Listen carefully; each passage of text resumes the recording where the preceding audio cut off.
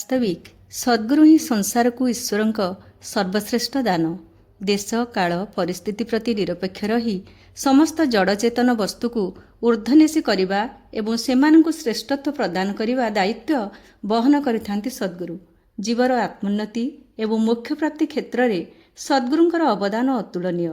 परामुक्त होई सुद्धा सर्वदा ईश्वरंक नियम अनुजाई कर्म करिथांती सेमाने।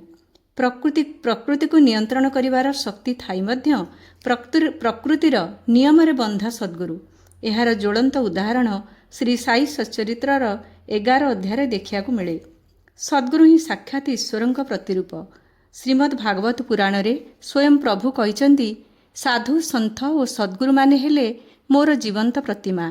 एही भवसागर को पार हेबा पाई श्रीगुरु हेले संसार रूपी नौकार कर्णधार एवं मु हेली अनुकूल पवन।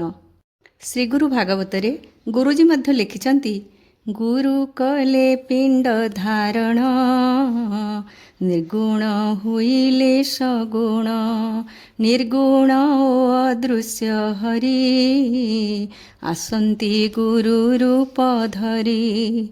जय श्री साई, जय श्री गुरुदेव।